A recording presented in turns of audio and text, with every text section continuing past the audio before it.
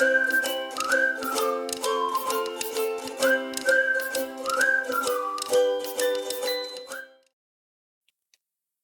प्यारे बच्चों, आप सभी का स्वागत है गुरुकुल परिसर यूट्यूब चैनल पे। बच्चों, आज के क्लास के अंदर हम पढ़ने जा रहे हैं क्लास 8 केमिस्ट्री का चैप्टर नंबर 6 केमिकल रिएक्शंस। और जो हमने यहाँ पे बुक ली है वो है हमारी एस चांद पब्लिकेशंस की book given by Lakhmir Singh and Manjeet Kaur. चलिए शुरू करते हैं चैप्टर नंबर 6 को। जैसा आप सभी देख सकते हैं, चैप्टर नंबर 6 का नेम है हमारा केमिकल रिएक्शंस। चलिए शुरू करते हैं चैप्टर को। फर्स्ट ऑफ ऑल हमें यहाँ पे पढ़ना है केमिकल रिएक्शन होती क्या है, किस तरह से होती है वो। तो सबसे फर्स्ट टॉपिक है हमारा यहाँ पे चैप्टर का chemical reaction. Basically chemical reaction को आप कैसे डिफाइन कर सकते हो। केमिस्ट्री के अंदर आपने पढ़ा होगा दो तरह के हमारे चेंज होते हैं, एक होता है फिजिकल चेंज और एक होता है हमारा केमिकल चेंज।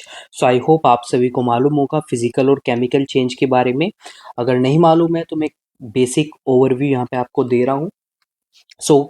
फिजिकल चेंज हमारा एक वो चेंज होता है जहाँ पे कोई नया कंपाउंड या नए सब्सटेंस का फॉर्मेशन नहीं होता है और ये चेंज हमारा रिवर्सिबल होता है। सेकंड केमिकल चेंज हमारा वो चेंज होता है जहाँ पे नए सब्सटेंस का फॉर्मेशन होता है और ये चेंज हमारा इरिवर्सिबल होता है। जैसे अगर मैं यहाँ पे एक एग्जांपल देता हूँ आपको, जैसे आपने क्या किया, वाटर था आपके पास, वाटर को आपने हीट किया तो वो वेपर में कन्वर्ट हो गया। तो ये हमारा एक फिजिकल चेंज है, बिकॉज जो वाटर है उसकी कंपोजिशन में कोई चेंज नहीं होगा, उसकी सिर्फ स्टेट में चेंज हुआ है वहाँ पे। सेकेंड एग्जाम्पल हमारा आता है केमिकल चेंज। तो केमिकल चेंज में आप एग्जांपल दे सकते हैं, अगर आप क्या करो, जैसे सपोज डाइजेशन ऑफ फूड हो गया, आपने खाना खाया, वो जाके आपके स्टमक में डाइजेस्ट हो गया, तो अब आप उसको वहाँ पे वापस कन्वर्ट नहीं कर सकते हो फूड में, और वहाँ पे नए सब्सटेंसेस का क्या होगा, फॉर्मेशन होगा, कंपोजिशन चेंज हो जाएगी फूड की। तो इसलिए हम डाइजेशन ऑफ फूड को क्या बोलेंगे, उसको हम केमिकल चेंज बोलेंगे। नाउ अब हम बात करते हैं केमिकल रिएक्शन की। So, a change that takes place when elements or compounds react with each other under different conditions to form new products is known as a chemical reaction। तो chemical reaction क्या होगा, ये एक तरह का change होता है। अब किस तरह का चेंज होगा, तो ये होता है हमारा केमिकल चेंज। तो हम बोल सकते हैं केमिकल रिएक्शन एक केमिकल चेंज होता है जहाँ पे एलिमेंट्स या कंपाउंड्स एक दूसरे के साथ में रिएक्शन करते हैं, रिएक्ट करते हैं कुछ स्पेसिफिक कंडीशंस में, और जिससे क्या बनता है, वहाँ पे एक नया प्रोडक्ट बनता है। तो इस प्रोसेस को हम क्या बोलते हैं, केमिकल रिएक्शन बोलते हैं। That means a chemical reaction involves formation of new substances. यानी कि जब कभी भी कोई केमिकल रिएक्शन होगी तो वहाँ पे क्या होगा, नए सब्सटेंसेस का फॉर्मेशन होगा। जैसे मैं यहाँ पे एग्जांपल की बात करता हूँ अगर आपको, तो जैसे यहाँ पे हम एक एग्जांपल लेते हैं, तो मैंने यहाँ पे क्या लिया, मैंने लिया हाइड्रोजन। हाइड्रोजन आप सभी को मालूम है फर्स्ट एलिमेंट होता है हमारी पीरियोडिक टेबल का। हाइड्रोजन और ऑक्सीजन, मैंने इन दोनों की क्या करा दी, रिएक्शन करा दी कुछ स्पेसिफिक कंडीशंस के अंदर। तो हाइड्रोजन और ऑक्सीजन रिएक्ट करके क्या बनाएंगे, ये बनाएंगे यहाँ पे वाटर। तो ये हमारी क्या हो गई, एक केमिकल चेंज हो गया है, केमिकल रिएक्शन हो गई है। क्यों, क्योंकि यहाँ पे हमें क्या मिल गया, वाटर, एक नया सब्सटेंस मिल गया है हमें। कहाँ से, दो पुराने सब्सटेंसेस से, हाइड्रोजन एंड ऑक्सीजन से। नाउ अब आप इसको सिंबल्स की फॉर्म में लिख सकते हैं। तो हाइड्रोजन एक मॉलिक्यूल है तो इसका फॉर्मूला होता है H2। ऑक्सीजन भी एक मॉलिक्यूल होता है तो इसका फॉर्मूला होता है O2। एंड वाटर का फॉर्मूला होता है H2O। देन हाइड्रोजन हमारा यहाँ पे गैसेस स्टेट में होगा, ऑक्सीजन भी हमारा गैसेस स्टेट में होगा, और जो वाटर बनेगा ये हमारा क्या होगा, लिक्विड स्टेट में होगा। हाइड्रोजन ऑक्सीजन के बीच में रिएक्शन हो रही है और क्या बन रहा है हमारा, H2O बन रहा है। तो ये हमारी क्या है, ये हमारी एक केमिकल रिएक्शन है। क्यों, क्योंकि इसके अंदर क्या हो रहा है, इसके अंदर हमारा एक केमिकल चेंज हो रहा है। आई होप आप सभी को समझ में आ गई है केमिकल रिएक्शन क्या होती है। नाउ चलिए अब हम कुछ और बात करते हैं यहाँ पे। तो नेक्स्ट हम बात करते हैं, in other words a chemical reaction is the process in which one or more substances are converted into one और मोर डिफरेंट सब्सटेंसेस। तो हम दूसरे वर्ड्स में केमिकल रिएक्शन को कैसे डिफाइन कर सकते हैं कि केमिकल रिएक्शन एक वो प्रोसेस होती है जहाँ पे एक या एक से ज़्यादा सब्सटेंस कन्वर्ट होके क्या बनाता है, एक या एक से ज़्यादा डिफरेंट सब्सटेंसेस को बनाता है। तो हम उसको क्या बोलते हैं, केमिकल रिएक्शन बोलते हैं। Now in a chemical reaction, अब एक केमिकल रिएक्शन के अंदर जो सब्सटेंस पार्टिसिपेट करते हैं उनको हम बोलते हैं रिएक्टेंट, यानी कि जिनके बीच में रिएक्शन होगी उनको हम बोलते हैं reactants. And the substances that are formed as a result of chemical reaction are called product. और जो नए सब्सटेंस वहां पे बनेंगे उनको हम क्या बोलेंगे, उनको हम प्रोडक्ट बोलेंगे। नाउ अब जो हमने यहाँ पे एग्जांपल लिया था हाइड्रोजन एंड ऑक्सीजन की रिएक्शन का, तो इसके अंदर हमारा जो हाइड्रोजन एंड ऑक्सीजन है इनको तो हम बोलेंगे रिएक्टेंट्स, ये हमारे हो जाएंगे रिएक्टेंट्स। और जो वोटर है हमारा ये हो जाएगा हमारा यहाँ पे प्रोडक्ट। सो आई होप आपको समझ में आ गया है रिएक्टेंट क्या होते हैं, प्रोडक्ट क्या होते हैं। नाउ अब हम आगे कुछ और बात करते हैं। So in a chemical reaction reactants are transformed into product. अब केमिकल रिएक्शन में क्या होगा, जो रिएक्टेंट्स थे ना वो ही ट्रांसफॉर्म हो रहे हैं किसके अंदर, प्रोडक्ट्स के अंदर। The products thus formed have properties which are entirely different from those of the reactants। अब जो प्रोडक्ट्स हमारे पास आए हैं ना, तो इस प्रोडक्ट्स की क्या होती है, जो प्रॉपर्टीज होती है ना बिल्कुल एंटायरली क्या होंगी, अलग होंगी किससे, रिएक्टेंट से। जैसा हम यहाँ पे एग्जांपल की बात करते हैं, तो मैंने यहाँ पे हाइड्रोजन और ऑक्सीजन लिया, इनके बीच पे रिएक्शन हुई तो क्या बन गया हमारा, वाटर बन गया। अब देखिए हाइड्रोजन, तो हाइड्रोजन क्या होती है, एक फ्लेमेबल गैस होती है, यानी कि ये इजीली क्या कर लेगी, इजीली फायर को कैच कर लेगी। तो हाइड्रोजन को मैं यहाँ पे क्या लिख सकता हूँ, इजीली कैचेस फायर। तो ये हाइड्रोजन की प्रॉपर्टी हो गई। अब ऑक्सीजन की प्रॉपर्टी की मैं बात करता हूँ, तो ऑक्सीजन किसको सपोर्ट करती है, ऑक्सीजन कंबशन को सपोर्ट करती है। यानी कि हम किसी भी चीज को क्यों जला पाते हैं, क्योंकि एटमॉस्फेयर में क्या प्रेजेंट है, एटमॉस्फेयर में ऑक्सीजन प्रेजेंट है। अगर ऑक्सीजन प्रेजेंट ना हो देन हम किसी भी चीज को फायर या किसी भी चीज को हम जला नहीं पाएंगे। तो अब देखिए हाइड्रोजन एक ऐसी गैस है जो फायर को इजीली कैच कर लेती है, इजीली जल जाती है हमारी।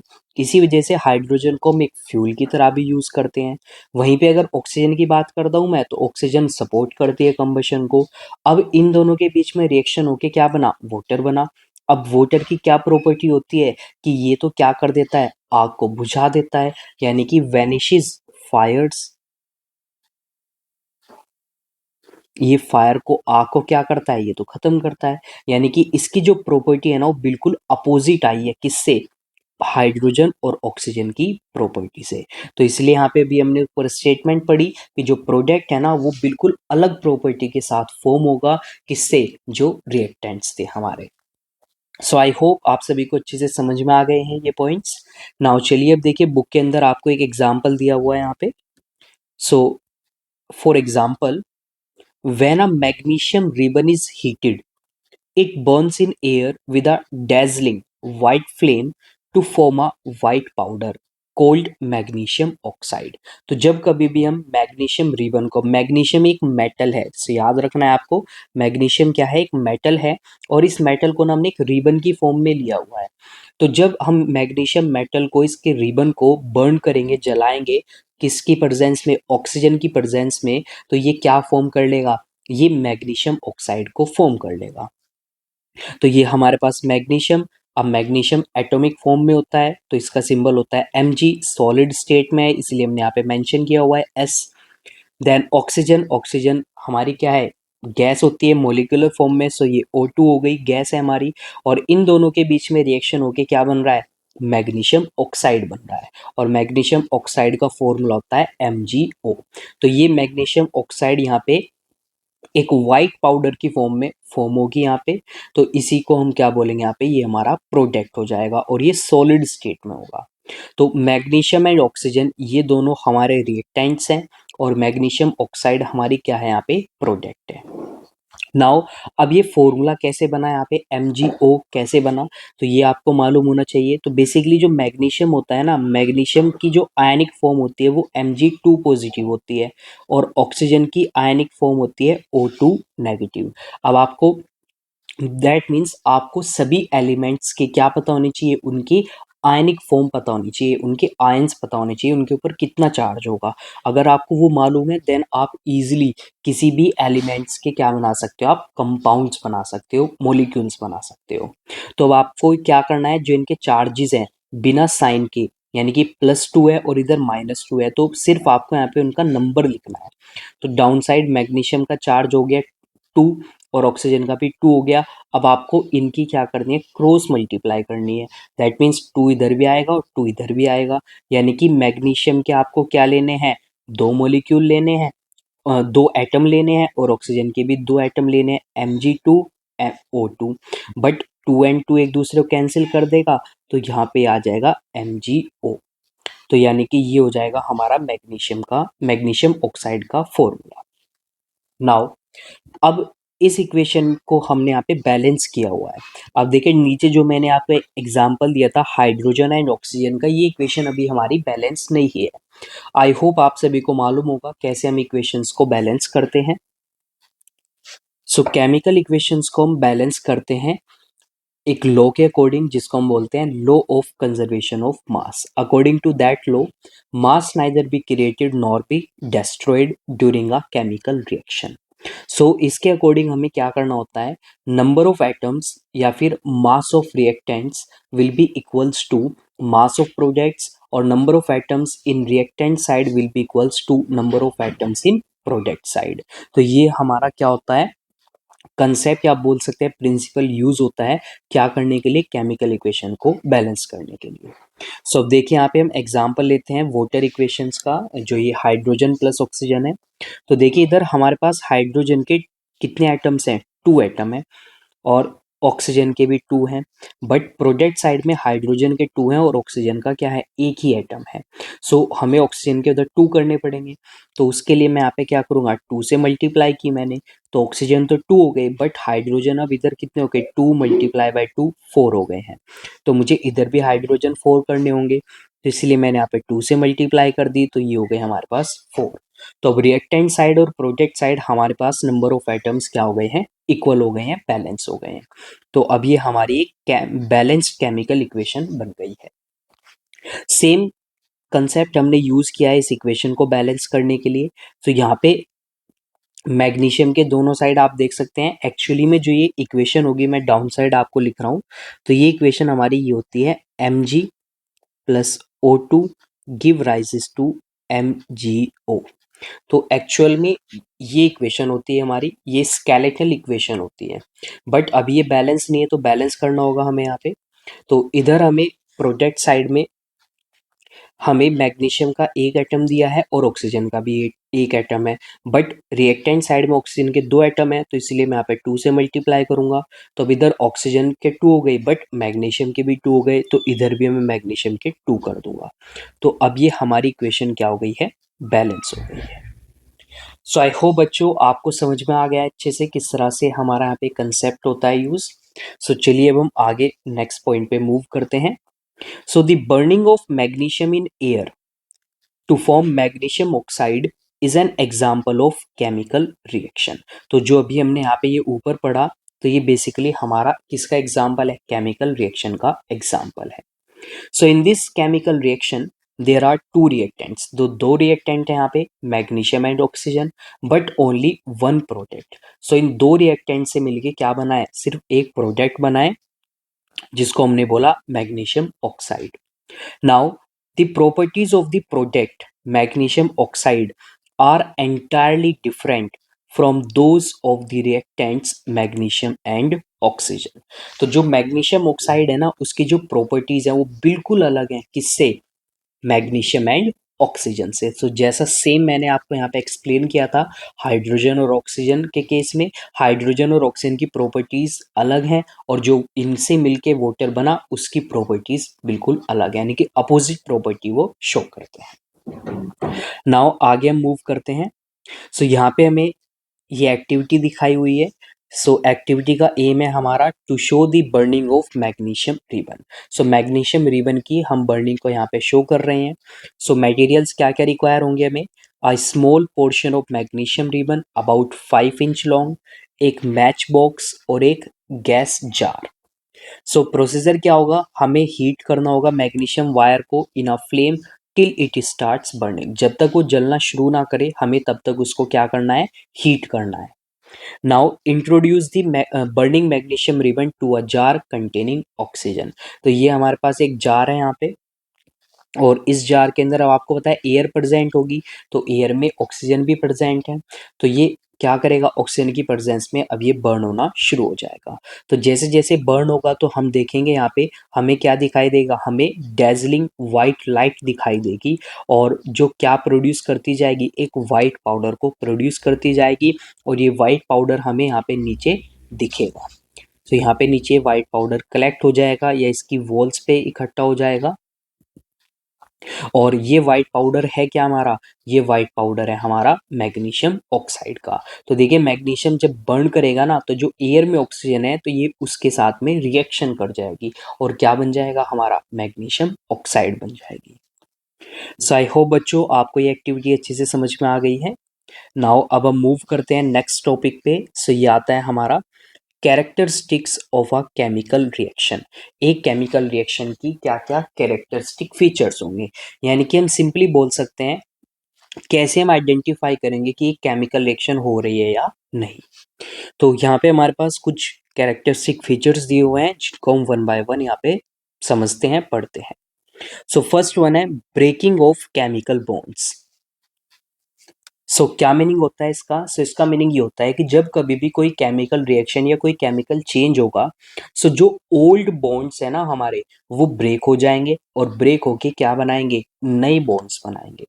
अब आपको सबसे पहले मालूम होना चाहिए बॉन्ड होता क्या है। तो बॉन्ड को आप सिंपली बोल सकते हो ये एक तरह की फोर्स ऑफ अट्रैक्शन होती है, जो दो एलिमेंट्स को या दो एटम्स को, वो एटम्स सेम भी हो सकते हैं, डिफरेंट टाइप के भी हो सकते हैं, उनको आपस में ज्वाइन करके रखती है, बाइंड करके रखती है, किसके अंदर, एक मॉलिक्यूल या एक कंपाउंड के अंदर। तो बेसिकली होगा क्या, जब कोई केमिकल रिएक्शन होगी, chemical reaction involves breaking of existing chemical bonds in reactants and the formation of new bonds in product.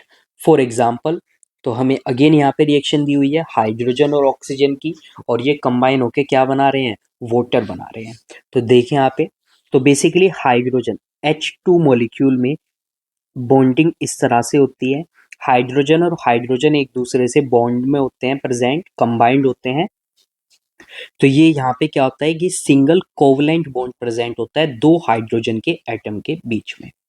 भी ये आपके सिलेबस में नहीं है, बट आप नेम याद रख सकते हैं, कोवलेंट बॉन्ड। नेक्स्ट हमारे पास है ऑक्सीजन। ऑक्सीजन के बीच में हमारा डबल कोवलेंट बॉन्ड होता है। तो ये हमारे रिएक्टेंट्स थे, और ये रिएक्टेंट्स में हमारे बॉन्ड्स प्रेजेंट थे। अब रिएक्शन होके क्या बना, रिएक्शन होके बना H2O। अब इसमें बॉन्डिंग क्या होगी, तो इसमें बॉन्डिंग होगी, जो दो हाइड्रोजन के एटम है ना, ये सिंगल बॉन्ड से किससे कनेक्टेड होंगे, ऑक्सीजन से कनेक्टेड होंगे। यानी कि मैं सिंपली बोल सकता हूँ ये जो बॉन्ड है ना, ये हमारा क्या है, ये ओल्ड बॉन्ड है, और इधर भी ये क्या है हमारा, ओल्ड बॉन्ड है। और जब रिएक्शन हुई, तो रिएक्शन में ये हमारे क्या बने, ये हमारे न्यू बॉन्ड्स बने, यानी कि फॉर्मेशन ऑफ केमिकल बॉन्ड्स हो गया, यहाँ पे नए बॉन्ड का फॉर्मेशन हो गया। आई होप आपको अच्छे से समझ में आ गया है फर्स्ट कैरेक्टरिस्टिक। नाउ मूव करते हैं हम सेकंड कैरेक्टरिस्टिक पे। सेकंड कैरेक्टरिस्टिक आता है हमारा इवोल्यूशन ऑफ गैस। देखिए जब कभी भी हमारी कोई केमिकल रिएक्शन होती है ना, सो क्या होता है, गैस का फॉर्मेशन हो जाता है, एक गैस फॉर्म होती है, और वो फिर इवॉल्व हो जाती है एटमॉस्फेयर में। तो वहां से हम आइडेंटिफाई कर सकते हैं कि यहाँ पे क्या हुई है, एक केमिकल रिएक्शन हुई है। चलिए देखते हैं यहाँ पे। In some reactions, a gas is evolved and can be seen in the form of bubbles called effervescence. For example, when metals like zinc, sodium, potassium, or magnesium reacts with acids, hydrogen gas is evolved in the form of effervescence. and the gas evolved is indicated with an upward arrow in the chemical equation. So जब कभी भी हमारी reaction होती है किसके बीच में, कुछ metals के बीच में, कौन से मेटल्स होंगे वो हमारे जिंक, सोडियम, पोटेशियम और मैग्नीशियम। तो सेपरेटली मैं यहाँ पे लिख रहा हूँ उनको। सो जिंक हो गया हमारा, Zn से इसको हम रिप्रेजेंट करते हैं। सोडियम हो गया हमारा, Na से करते हैं। पोटेशियम हो गया हमारा K, और मैग्नीशियम हो गया Mg। तो जब इन सभी मेटल्स की रिएक्शन किसके साथ में होगी, एसिड के साथ में होगी, तो क्या फॉर्मेशन होगा हमारा, क्या इवोल्व होगा वहाँ पे हाइड्रोजन गैस इवोल्व होगी, और जिस किसकी फॉर्म में, इफरवेंस की फॉर्म में। नाउ अब डाउन साइड हमें यहाँ पे एक एग्जाम्पल दिया हुआ है रिएक्शन का। जिंक रिएक्ट कर रहा है H2SO4 के साथ में, और H2SO4 क्या है हमारी, ये सल्फ्यूरिक एसिड होती है, जिससे क्या बन रहा है, जिंक सल्फेट बन रहा है और हाइड्रोजन गैस का फॉर्मेशन हो रहा है। बेसिकली इस रिएक्शन के मैकेनिज्म को आप इस तरह से लिख सकते हैं, metal react with acid to form, तो ये जिंक सल्फेट जो है ना हमारा, ये हमारा सोल्ट होता है, एंड हाइड्रोजन गैस। तो ये इसका मैकेनिज्म हो जाएगा। तो इस मैकेनिज्म को आपको याद रखना है।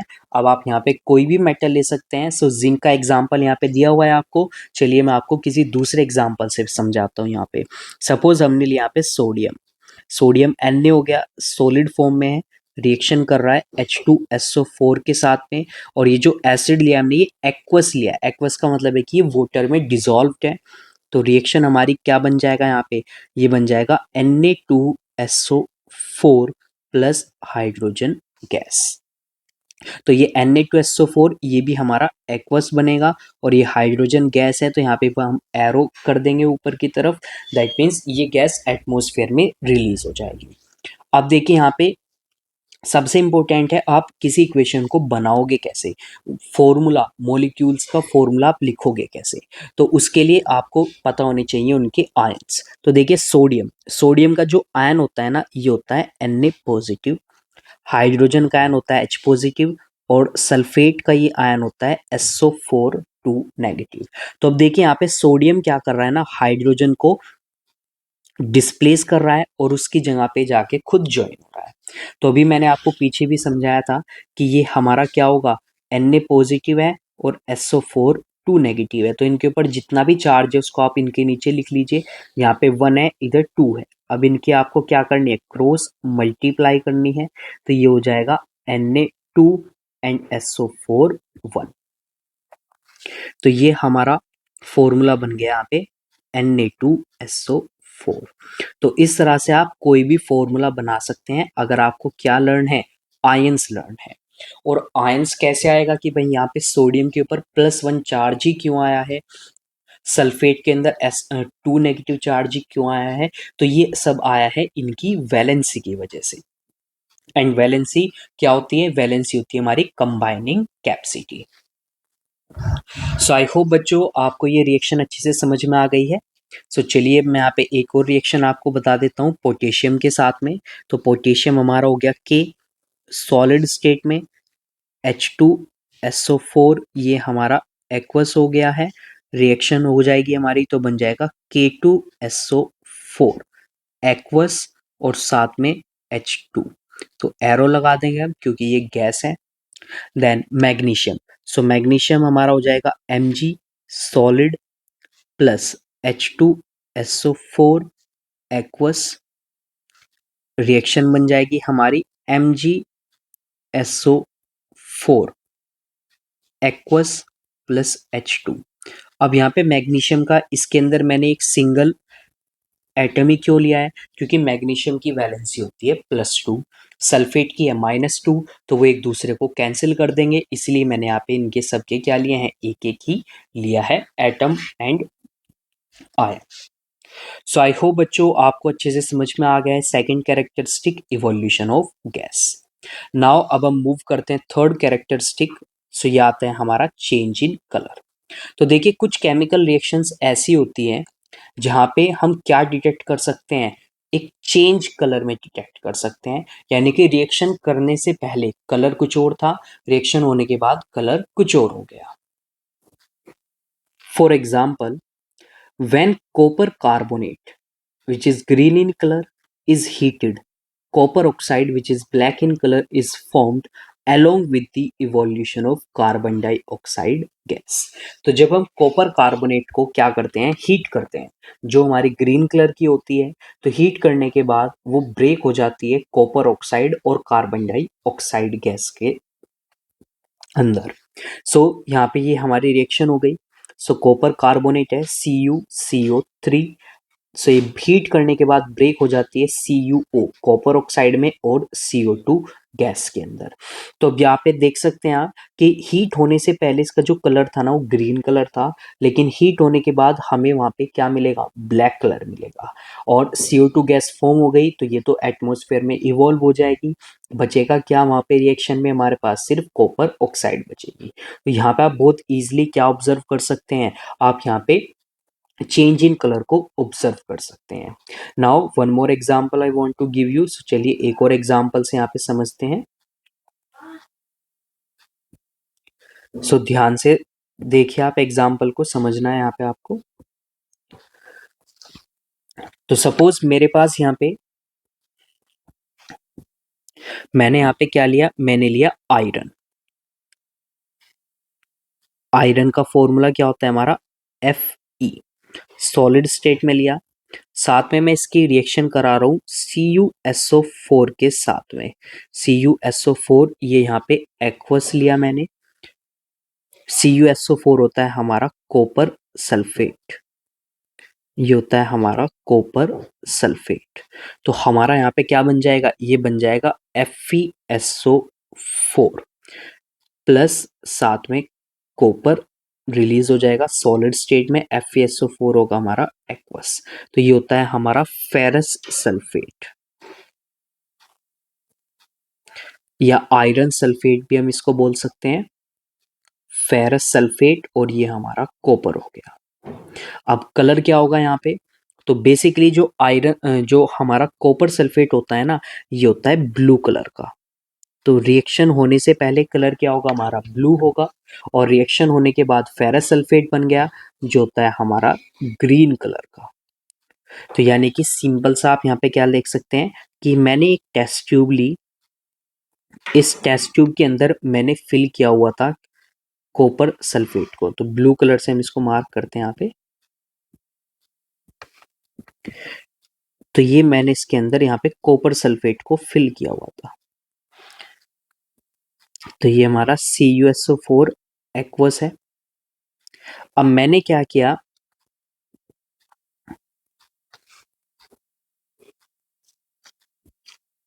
मैंने इसके अंदर एक आयरन नेल को डिप कर दिया।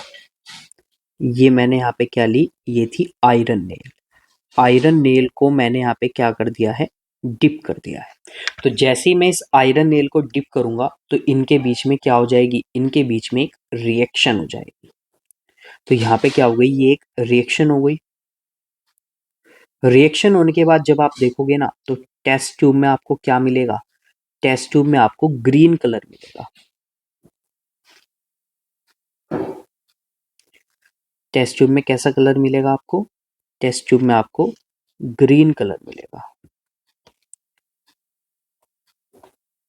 तो जो टेस्ट ट्यूब में जो मिक्सचर होगा, सॉल्यूशन होगा, अब वो क्या हो गया है, ग्रीन कलर का हो गया। क्यों, क्योंकि वहां पे अब क्या बन गया है, फेरस सल्फेट बन गया है। और नीचे आपको ब्राउन कलर का क्या दिखाई देगा, ब्राउन कलर का आपको एक पाउडर दिखाई देगा जो इकट्ठा हो जाएगा नीचे जाके। क्या होगा ये हमारा यहाँ पे, ये हमारा यहाँ पे कॉपर होगा।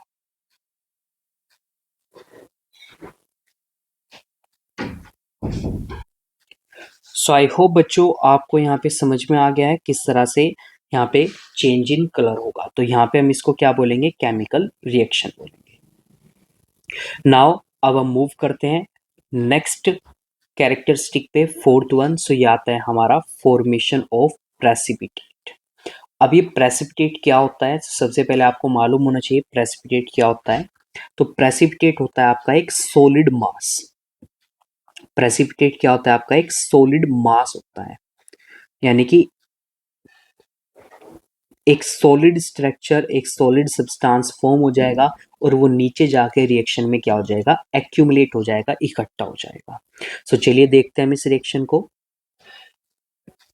So some chemical reactions are characterized by the formation of a precipitate.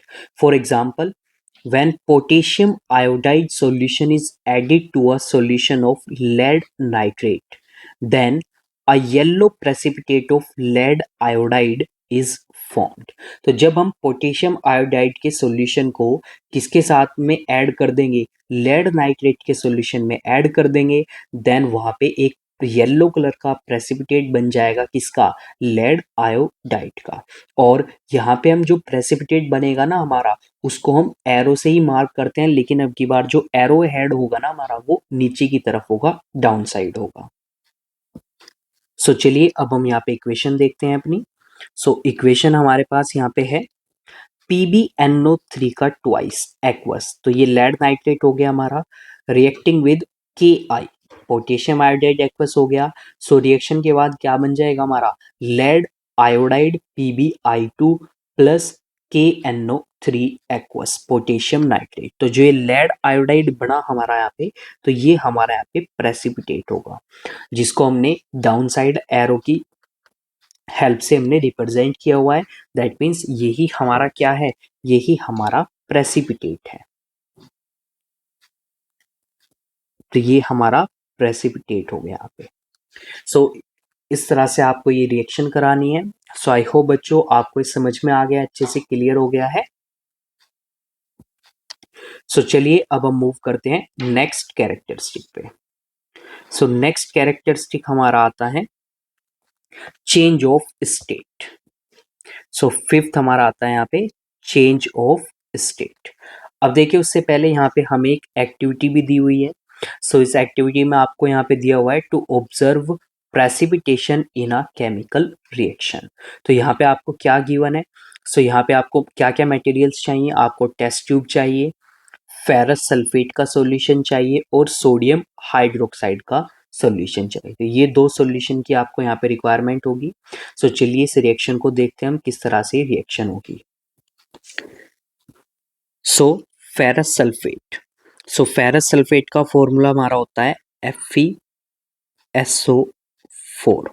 तो FeSO4 लिया हमने यहाँ पे एक्वस, और इसकी हम रिएक्शन करा रहे हैं सोडियम हाइड्रोक्साइड के साथ में NaOH।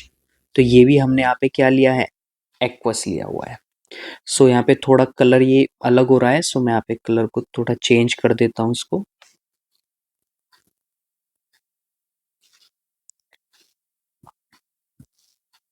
सो जब इन दोनों के बीच में रिएक्शन होगी तो इनको हम आयंस में ब्रेक करते हैं यहाँ पे, क्योंकि उससे आपको क्या होगा, बहुत ज़्यादा आसानी हो जाएगी रिएक्शन कराने के लिए।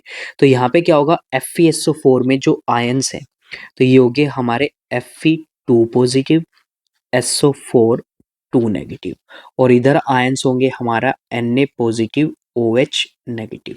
अब आपको मालूम है एक मॉलिक्यूल या एक कंपाउंड के अंदर दो आयंस होंगे, एक पॉजिटिव होगा और एक नेगेटिव होगा। तो यहाँ पे क्या होगा, जो फेरस आयन होगा ना, ये जाके डिस्प्लेस कर देगा किसको, सोडियम को, मीन्स सोडियम को नहीं करेगा, बेसिकली सोडियम इसको डिस्प्लेस करेगा, क्योंकि सोडियम ज़्यादा पावरफुल होता है फेरस से, आयरन से, जिसको आगे हम पढ़ेंगे रिएक्टिविटी सीरीज के अंदर। और सोडियम इसकी क्या ले लेगा, इसकी पोजीशन ले लेगा। तो फिर फेरस कहाँ पे आ जाएगा, तो ये हमारा यहाँ पे OH के साथ आ जाएगा। तो हमारी रिएक्शन यहाँ पे क्या हो जाएगी, तो रिएक्शन हमारी बन जाएगी FeOH का ट्वाइस प्लस Na2SO4। तो ये हमारा प्रेसिपिटेट बनेगा। तो इसलिए मैं फेरस हाइड्रोक्साइड, इसलिए मैंने इसको डाउन साइड एरो से रिप्रेजेंट किया, और ये हमारा एक्वस आ जाएगा। नाउ अब यहाँ पे मार्किंग कर देते हैं। तो ये हमारा बन गया यहाँ पे ferrous hydroxide.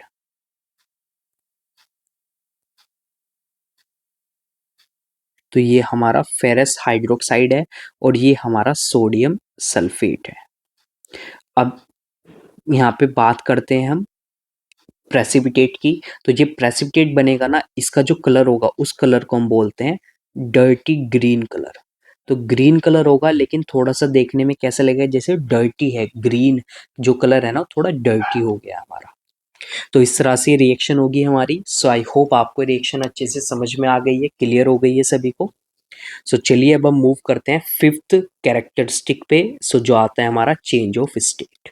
So some chemical reactions are characterised by a change in state. अब स्टेट आपको मालूम है 3 स्टेट्स होती है हमारी मैटर की, solid, liquid and gas. For example, the combustion reaction of candle wax is characterized by a change in state from solid to liquid and gas. So जो candle होता है, सो कैंडल आप सभी को मालूम है वैक्स की बनी होती है। सो जब कभी भी हम कैंडल को बर्न करते हैं, उसको जलाते हैं, तो जो उसका वैक्स होता है तो सॉलिड स्टेट में होता है। तो सबसे फर्स्ट वो किस में कन्वर्ट होगा, वो लिक्विड में कन्वर्ट होगा, एंड देन कुछ पार्ट जो है उसका वो गैस में कन्वर्ट हो जाएगा। So because wax is a solid, water formed by the combustion of wax is a liquid at room temperature, whereas carbon dioxide produced by the combustion of wax is a gas. So वहीं पे जो wax के जलने से carbon dioxide produce होगी तो वो हमारी क्या है, एक गैस है। तो इस तरह से आप वहाँ पे कैरेक्टराइज कर सकते हैं रिएक्शन को कि स्टेट में क्या हो रहा है, चेंज हो रहा है। नेक्स्ट, अभी मैंने पीछे आपको एग्जाम्पल दिया था हाइड्रोजन एंड ऑक्सीजन की रिएक्शन का। तो हाइड्रोजन जो है हमारी वो एक गैस है, ऑक्सीजन जो है हमारी वो भी एक गैस है, और इन दोनों की जब रिएक्शन होगी तो क्या बनेगा, वाटर बनेगा जो हमारा लिक्विड है। इक्वेशन को हम बैलेंस कर देंगे यहाँ पे। सो यहाँ पे भी आप देख सकते हैं रिएक्शन होने से पहले जो स्टेट है वो हमारी गैस है, और रिएक्शन होने के बाद जो स्टेट आई हमारी वो लिक्विड है। तो ये भी क्या है, एक एग्जाम्पल है चेंज ऑफ स्टेट का। सो आप ये भी एग्जाम्पल वहाँ पे दे सकते हैं, और बहुत सारे एग्जाम्पल्स हैं आपकी बुक में गिवन है। सो आप कोई भी एग्जाम्पल वहाँ पे स्पेसिफाई कर सकते हैं। नाउ अब हम मूव करते हैं सिक्स्थ कैरेक्टरिस्टिक पे। तो जो आता है हमारा चेंज, एनर्जी चेंज। सो जब रिएक्शन होती है, सो कुछ रिएक्शंस ऐसी होती हैं जिनमें एनर्जी में चेंज होता है। अब एनर्जी का मतलब क्या होता है यहाँ पे, सो बेसिकली एनर्जी का मतलब यहाँ पे हम जो हम एनर्जी को रिलेट कर रहे हैं ना वो हम हीट से कर रहे हैं। सो चलिए देखते हैं यहाँ पे। So some reactions are accompanied by a change of energy. This change of energy is usually in the form of absorption or release of heat. So heat release हो रही है या heat absorb हो रही है, इसके बेसिस पे हमने यहाँ पे रिएक्शंस को दो पार्ट्स में क्लासिफाई किया हुआ है। तो फर्स्ट पार्ट हमारा आता है एक्सोथर्मिक रिएक्शंस। तो एक्सोथर्मिक रिएक्शंस क्या होती हैं, so a chemical reaction in which heat is given out is called an exothermic reaction. So वो रिएक्शंस जिनमें हीट क्या होगी, रिलीज होगी, यानी कि रिएक्शन कराने से पहले हीट कम होगी, लेकिन रिएक्शन कराने के बाद हीट क्या होगी, बढ़ जाएगी। वहाँ पे जो रिएक्शन मिक्सचर है ना हमारा वो ज़्यादा गर्म हो जाएगा। तो इन रिएक्शंस को हम बोलते हैं exothermic reaction. For example, when quicklime, जिसको हम कैल्शियम ऑक्साइड बोलते हैं, is mixed with water, then calcium hydroxide, जिसको स्लेक्ड लाइम बोलते हैं, वो फॉर्म हो जाएगा हमारा, और साथ साथ में वहाँ पे हीट क्या हो जाएगी, प्रोड्यूस्ड हो जाएगी। दैट मीन्स, सो नीचे रिएक्शन हमें गिवन है। सो मैंने कैल्शियम ऑक्साइड लिया, कैल्शियम ऑक्साइड में मैंने वाटर को मिक्स कर दिया, तो मिक्स करने के बाद हमारा बन जाएगा कैल्शियम हाइड्रोक्साइड। अब जो ये मिक्सचर होगा ना हमारा, ये गर्म हो जाएगा। क्यों, क्योंकि यहाँ पे हीट क्या होगी, रिलीज होगी। तो इस तरह से हम इसको आइडेंटिफाई कर सकते हैं। नेक्स्ट आता है rusting of iron, burning of fuels, respiration. So जो हम रेस्पिरेशन करते हैं, सो रेस्पिरेशन में क्या होता है, ब्रेक डाउन होता है ग्लूकोज का in the presence of oxygen to liberate energy, और साथ साथ में वहाँ पे हीट भी प्रोड्यूस होती है, जो हमारी बॉडी में कहाँ पे होता है, सेल्स के माइटोकॉन्ड्रिया के अंदर होता है। तो ये सब हमारे क्या हैं, एग्जाम्पल्स हैं एक्सोथर्मिक केमिकल रिएक्शंस के। नाउ नेक्स्ट आता है हमारा एंडोथर्मिक रिएक्शंस। तो एंडोथर्मिक रिएक्शंस में क्या होगा, a reaction in which heat is absorbed is called an endothermic reaction. तो वो रिएक्शंस जहाँ पे हीट क्या होगी, एब्जॉर्ब होगी, यानी कि हम सिंपली बोल सकते हैं कि ये वो रिएक्शंस हैं जिनको कराने के लिए हमें हीट देनी पड़ेगी बाहर से। फॉर एग्जाम्पल, जैसे when nitrogen combines with oxygen at a very high temperature of 3000 degrees Celsius, then nitric oxide is formed. तो जब हम क्या करते हैं, नाइट्रोजन और ऑक्सीजन की रिएक्शन कराते हैं, तो हमने क्या किया, नाइट्रोजन और ऑक्सीजन को मिक्स कर दिया। तो नॉर्मली मिक्स करने से नाइट्रिक ऑक्साइड नहीं बनेगी, हमें उस मिक्सचर को हीट करना पड़ेगा। कितने टेम्परेचर पे, 3000 डिग्री सेल्सियस पे। तो हम हीट यहाँ पे बाहर से हीट दे रहे हैं, और ये क्या कर रहे हैं, हीट को एब्जॉर्व कर रहे हैं, जिससे क्या फॉर्म होगा, हमारा नाइट्रिक ऑक्साइड फॉर्म हो जाएगी। तो इस तरह की रिएक्शंस को हम क्या बोलते हैं, इस तरह की रिएक्शंस को हम बोलते हैं endothermic reactions. So I hope बच्चों आपको ये अच्छे से समझ में आ गई हैं 6 कैरेक्टरिस्टिक्स। सो अगर हमें इन 6 में से कोई एक भी अगर ऑब्जर्व हो रहा है ना, किसी भी केमिकल रिएक्शन के अंदर, मतलब हमने मिक्स किया कोई भी दो केमिकल सब्सटेंसेस को एक साथ, और अगर हमें इन 6 में से कोई एक चीज वहां पे ऑब्जर्व हो रही है, तो हम बोलेंगे कि वहां पे क्या हुई, एक केमिकल रिएक्शन हुई। अब हो सकता है कि कोई एक हो सकता है दो चीजें ऑब्जर्व हो जाएं एक साथ, 3 हो जाए, 4 हो जाए, 5 हो जाए, या 6 भी हो जाए। तो ये डिपेंड करता है कैसी रिएक्शन थी हमारी, बट एक का होना बहुत ज्यादा जरूरी है। सो आई होप बच्चों आपको अच्छे से समझ में आ गए हैं ये सभी पॉइंट्स, कंसेप्ट्स जो हमने स्टडी किए हैं आज की क्लास में। सो अगर आपको क्लास ये अच्छी लगी, सो प्लीज़ क्लास को लाइक कीजिए, शेयर कीजिए फ्रेंड्स के साथ में, कमेंट कीजिए। अगर आपको कोई क्वेरी है किसी भी टॉपिक से रिलेटेड, एंड चैनल को सब्सक्राइब कीजिए। सो बच्चों अब हम मिलते हैं नेक्स्ट क्लास में, जहाँ पे हम स्टार्ट करेंगे नेक्स्ट टॉपिक को, टाइप्स ऑफ केमिकल रिएक्शंस को। सो थैंक यू बच्चों फॉर ज्वाइनिंग दिस क्लास।